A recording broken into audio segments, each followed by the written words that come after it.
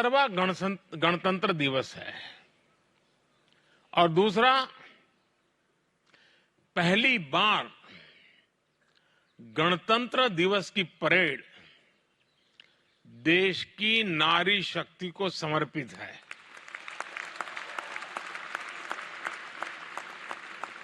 मैं आज यहां इतनी बड़ी संख्या में देश के अलग अलग हिस्सों से आई बेटियों को देख रहा हूं। आप यहां अकेले नहीं आई हैं। आप सभी अपने साथ अपने राज्यों की महक, विभिन्न रीति रिवाजों के अनुभव और अपने समाज की समृद्ध सोच भी लेकर आई है। आज आप सबसे मिलना भी एक विशेष अवसर बन जाता है। आज राष्ट्रीय बालिका दिवस है। आज बेटियों के साहस, जज्बे और उनकी उपलब्धियों के गुणगान करने का दिन है। बेटियों में समाज और देश को बेहतर बनाने की क्षमता होती है।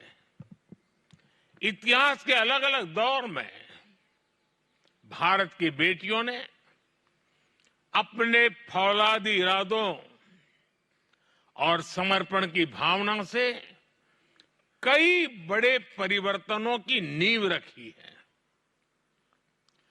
थोड़ी देर पहले आपने जो प्रस्तुति दी उसमें भी इसी भावना की झलक दिखती है।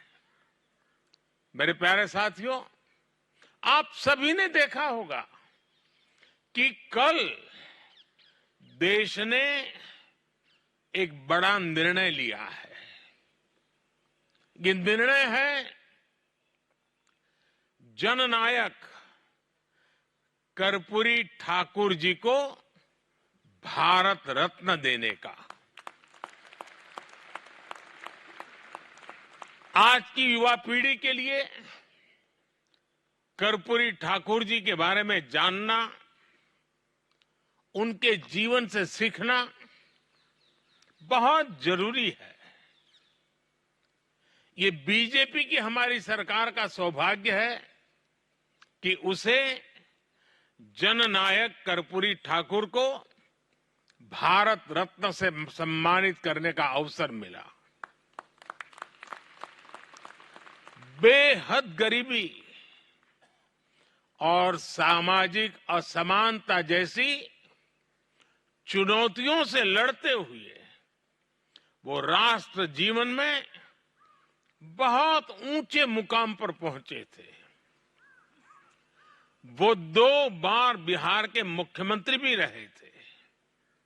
इसके बावजूद अपना विनम्र स्वभाव और समाज के सभी वर्गों के लिए काम करना कभी नहीं छोड़ा।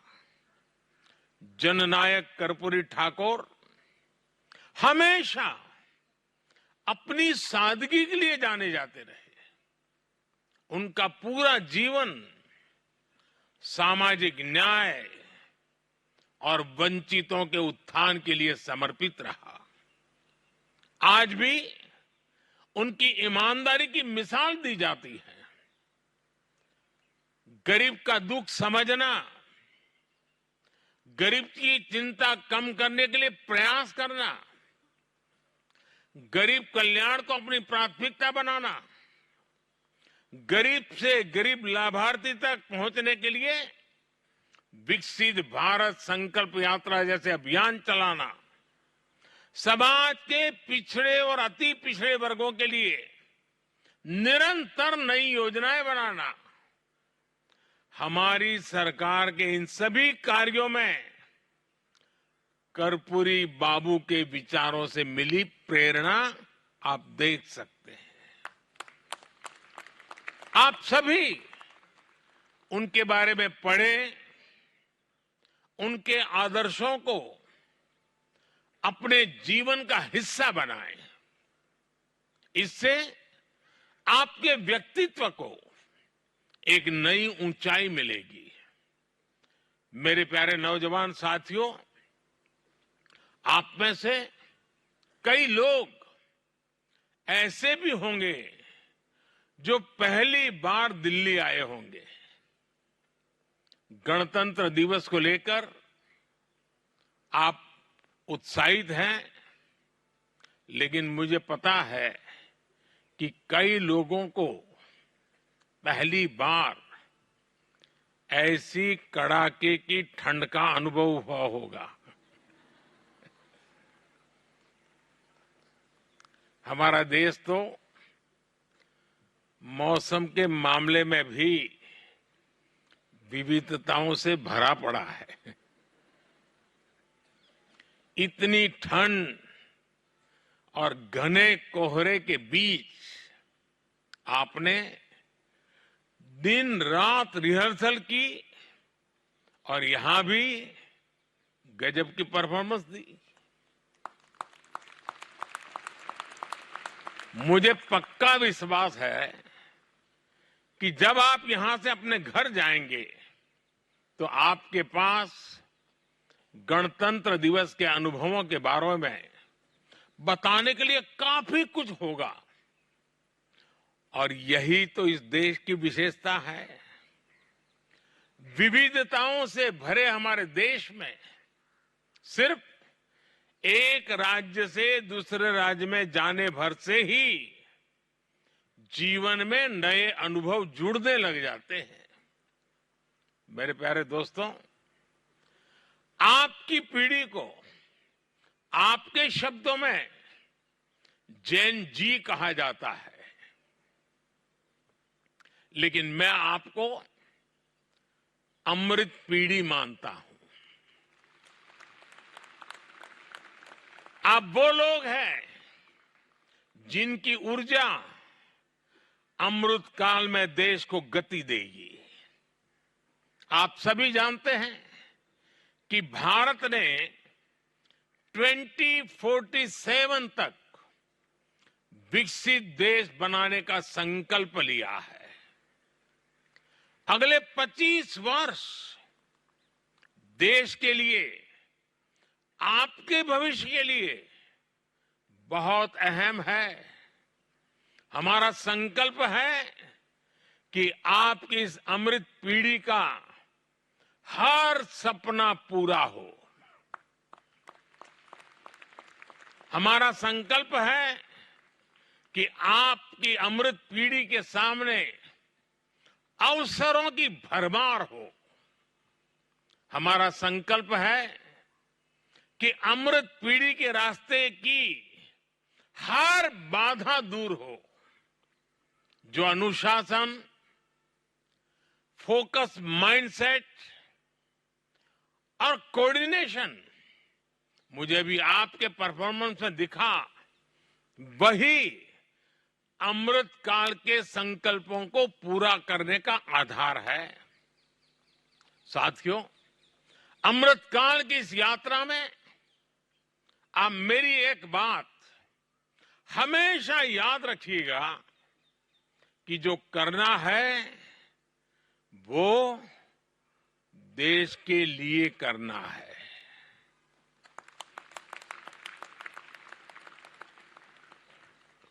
राष्ट्र प्रथम,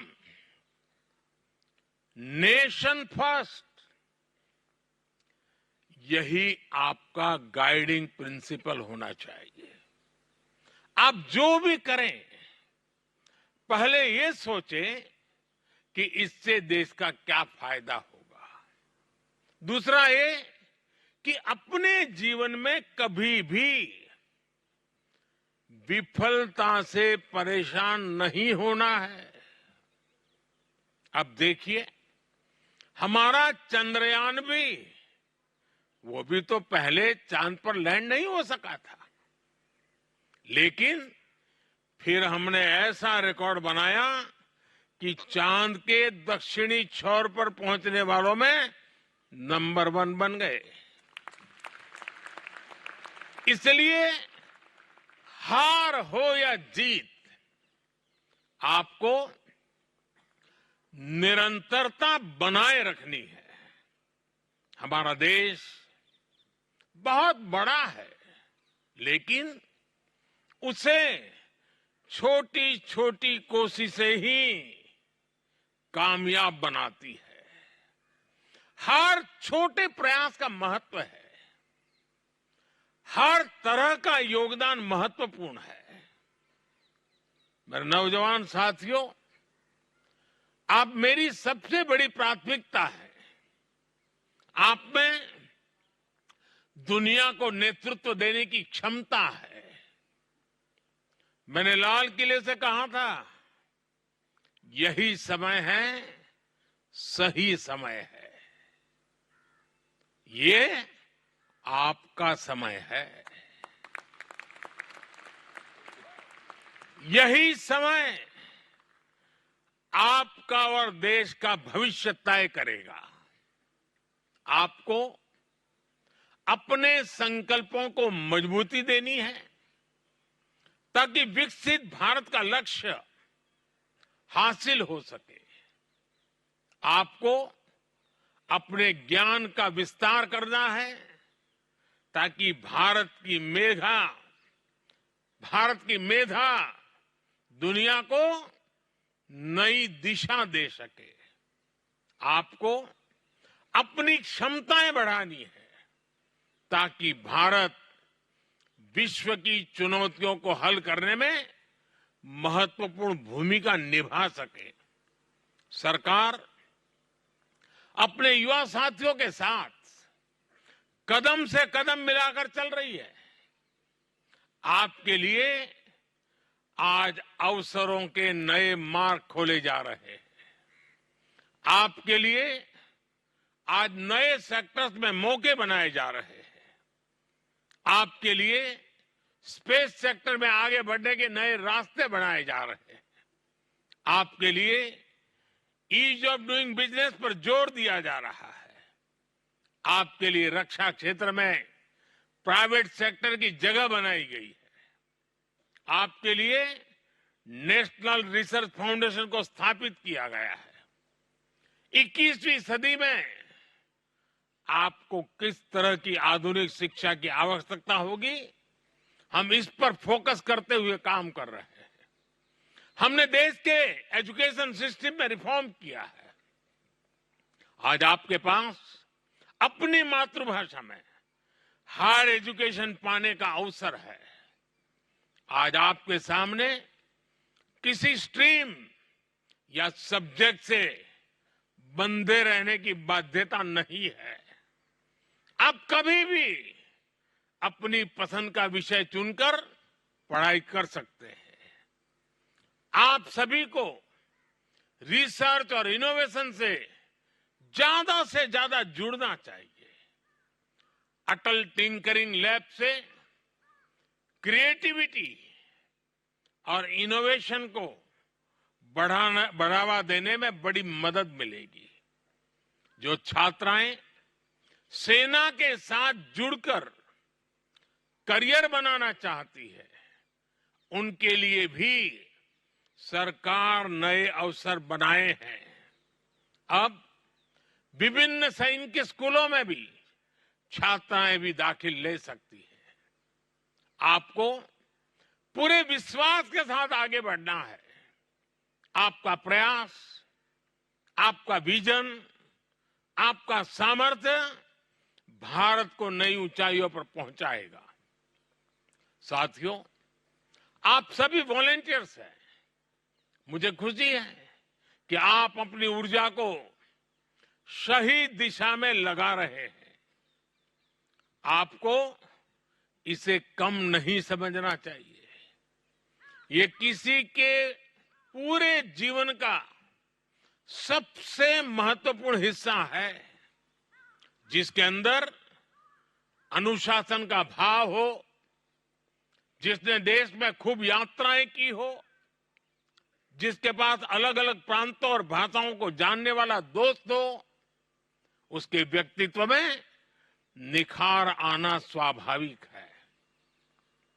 एक और बात का आपको हमेशा ध्यान रखना है, वो है फिटनेस।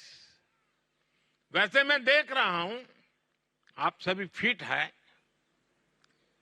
फिटनेस तो आपकी फर्स्ट प्रायोरिटी होनी चाहिए और फिटनेस बनाए रखने के लिए आपका अनुशासन बहुत काम आता है।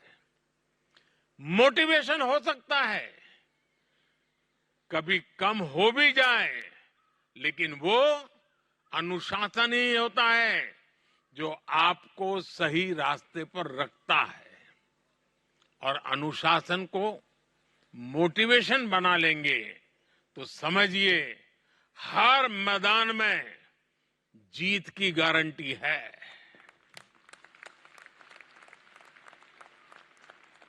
साथियों, मैं भी आपकी तरह एनसीसी में रहा हूं, एनसीसी से ही निकला हूं। आपके बीच मैं उसी रास्ते से आया हूं।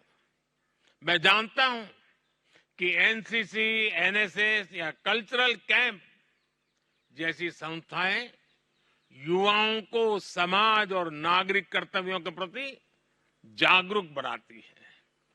इस कड़ी में देश में एक और संगठन का निर्माण किया गया है। इस संगठन का नाम है माय युवा भारत। मैं आपसे कहूंगा कि आप सभी माय भारत वॉलंटियर्स के रूप में खुद को रजिस्टर करें। माय भारत की वेबसाइट पर ऑनलाइन विजिट करें। साथियों, गणतंत्र दिवस के इस समारोह के दौरान आपको लगातार ऐसे कार्यक्रमों में जाने का अवसर मिलने वाला है। परेड में भागीदारी के अलावा आप सभी कई ऐतिहासिक स्थानों पर भी जाएंगे और कई एक्सपर्ट से भी मिलेंगे। यह एक ऐसा अनुभव होगा जो आपको पूरे जीवन याद रहेगा। हर वर्ष जब भी आप गणतंत्र दिवस की परेड देखेंगे, आपको ये दिन जरूर याद आएंगे। ये भी याद आएगा कि मैंने आपसे कुछ बातें कही थी। इसलिए मेरा एक काम जरूर करिएगा। करेंगे? जरा हाथ ऊपर करके बताइए। बेटियों की आवाज तेज है, बेटों की कम है। करेंगे? अब बराबर है। अपने अनुभव को कहीं किसी डायरी में जरूर लिखकर रख लीजिएगा। और दूसरा, गणतंत्र दिवस से आपने क्या सीखा, ये मुझे आप नमो ऐप पर भी लिखकर या वीडियो रिकॉर्ड करके भेजिएगा। भेजेंगे? आवाज दब गई। नमो ऐप के माध्यम से आज की युवा पीढ़ी मुझसे लगातार जुड़ी रह सकती है।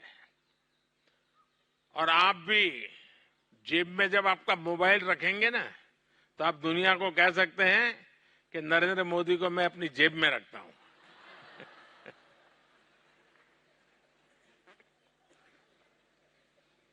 मेरे युवा साथियों, मुझे आपके सामर्थ्य पर विश्वास है, आप पर विश्वास है। खूब पढ़ाई करें, एक कर्तव्यनिष्ठ नागरिक बने, पर्यावरण की रक्षा करें, बुरी आदतों से बचें और अपनी विरासत और संस्कृति पर गर्व करें।